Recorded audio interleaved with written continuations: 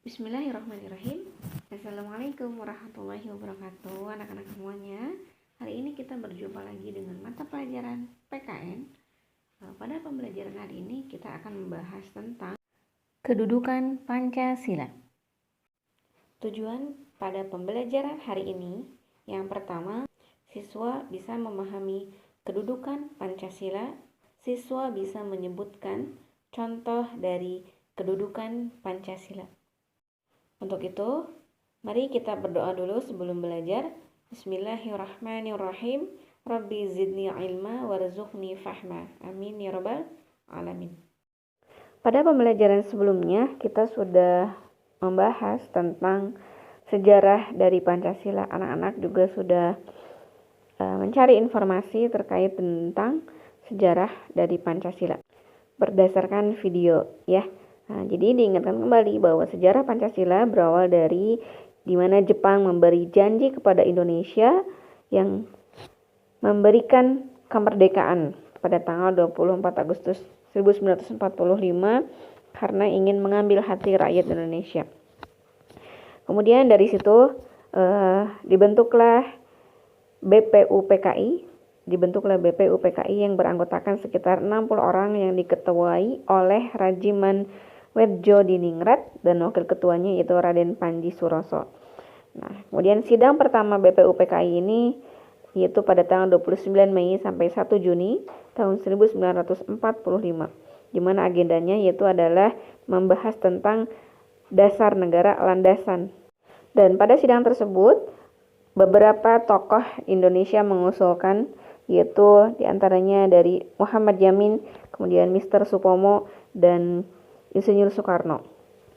Dikarenakan ada beberapa pendapat, maka untuk mengatasi perbedaan pendapat inilah dibentuklah panitia kecil atau panitia kecil 9 yang beranggotakan 9 orang ya untuk menengahi atau menampung usulan dari anggota sidang BPUPKI pada saat itu. Dan panitia 9 ini menghasilkan kesepakatan pada tanggal 22 Juni 1945 dalam sidangnya, yang kemudian kesepakatan itu dirancang dalam sebuah piagam Jakarta.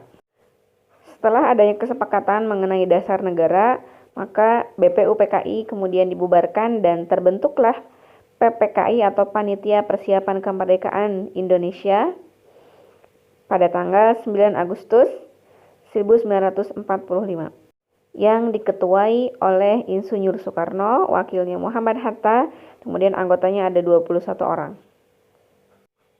Kemudian dikumandangkannya proklamasi kemerdekaan pada tanggal 17 Agustus tahun 1945 setelah Jepang menyerah pada Sekutu ya. Nah, kemudian sore hari setelah proklamasi datanglah opsir Jepang ke rumah Bung Hatta di mana menyampaikan keberatan dari wakil Indonesia bagian timur terhadap 7 kata dalam sila pertama Piagam Pancasila, di mana pada sila pertama itu dalam Piagam Jakarta disebutkan ketuhanan dengan kewajiban menjalankan syariat Islam bagi pemeluk-pemeluknya. Disitulah para rakyat Indonesia bagian timur merasa keberatan terhadap kata-kata tersebut. Kemudian setelah berdiskusi dengan wakil-wakil Islam dan tokoh-tokoh lainnya, maka disepakatilah untuk menghilangkan 7 kata tersebut dan ditetapkanlah Insinyur Soekarno sebagai presiden dan Muhammad Hatta sebagai wakil presiden, di mana Pancasila yang sekarang merupakan hasil dari perjalanan yang sangat panjang dari para tokoh bangsa Indonesia. Kedudukan Pancasila. Yang pertama, Pancasila memiliki kedudukan sebagai dasar negara, di mana Pancasila merupakan dasar untuk mengatur dan menyelenggarakan pemerintahan negara yang berdasarkan hukum. Pancasila adalah sumber utama hukum di Indonesia dan setiap peraturan juga harus bersumber kepada Pancasila. Maka setiap penegakan hukum harus bersumber kepada Pancasila. Kedudukan yang kedua yaitu Pancasila sebagai cita-cita bangsa. Pancasila merupakan pandangan hidup yang menjadi pedoman dalam mewujudkan cita-cita bangsa. Nah, cita-cita bangsa ini tercantum dalam alinea keempat Undang-Undang Dasar 45, yaitu mewujudkan keadilan dan kemakmuran bagi seluruh rakyat Indonesia.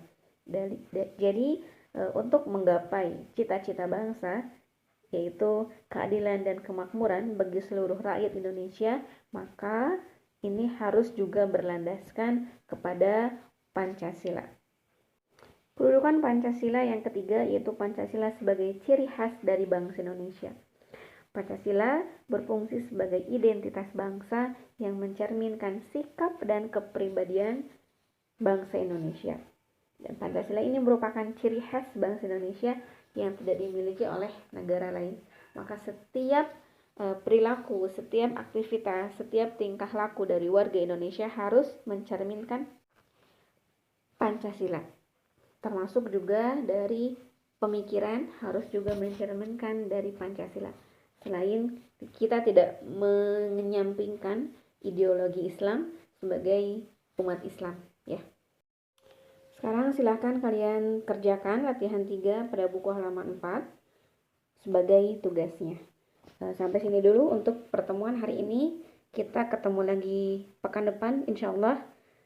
Ibu tutup dengan baca hamdalah. Alhamdulillahirrabbilalamin. Wassalamualaikum warahmatullahi wabarakatuh. Terima kasih anak-anak semuanya atas perhatiannya. Semangat terus.